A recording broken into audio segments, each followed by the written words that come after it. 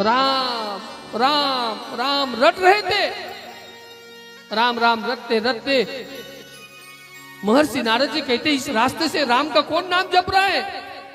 नारद जी को ध्यान में आ गया, यहां तो मैं एक डाकू के पास आया था, लुटेरे के पास आया था, चोर के पास आया था, यहां मैंने एक पेड़ के नीचे बिठाया था, यहां कहीं दिख नहीं रहा है। लेकिन उन्हें राम नाम की धुन सुनाई दे रही थी। इस जंगल में राम नाम का कौन जाप कर रहा है।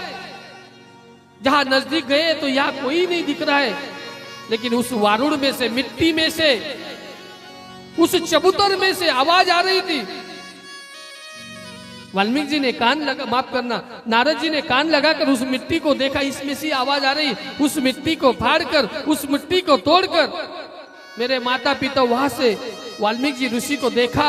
इतने तपस्वी थे, मानो चंद्र सूर्य उनमें समाहित हो गए, इतने तेजस्वी थे।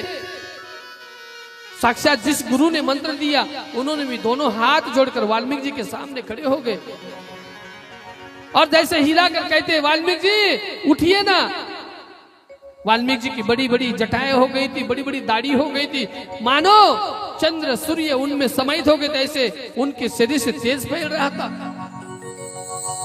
जैसे ही मेरे माता पिता वाल्मीकि जी की समाधि टूट गई, वाल्मीकि जी ने दोनों हाथ जोड़कर मेरे माता पिता ब्रह्म ऋषि के सामने अर्थात महर्षि नारद जी के सामने दंडवत प्रणाम किया। आप मेरे इष्ट गुरु हो, आप मेरे गुरु हो, आप मुझे सही रास्ते पर नहीं ले जाते तो मेरा पतन हो जाता। मानो 6 शास्त्र 18 पुराण वाल्मीकि जी के कंठ में आ गए।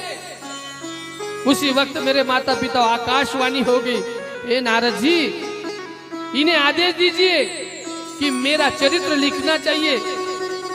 उसी वक्त महर्षि नारद कहते हैं, आज के बाद आप महान ब्रह्म ऋषि बनेंगे, आपका नाम वाल्मीकि ऋषि होंगे। उसी वक्त वाल्मीकि ऋषि कहते, मुझे क्या आज्ञा। बोले यहां से 60,000 वर्ष, 60,000 वर्ष पहले आगे राम जन्म लेने वाले, आज से तुम्हें रामायण लिखनी है, राम का चरित्र लिखना है। वाल्मीकि जी कहते, मेरा बड़ा भाग्य है कि मैं रामायण लिखूंगा।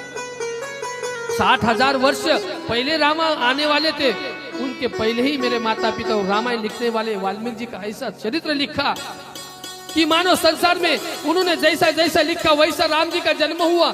जिन्होंने जैसे जैसा चरित्र लिखा वैसे राम जी के सकल जीवन का उद्धार उन्होंने किया।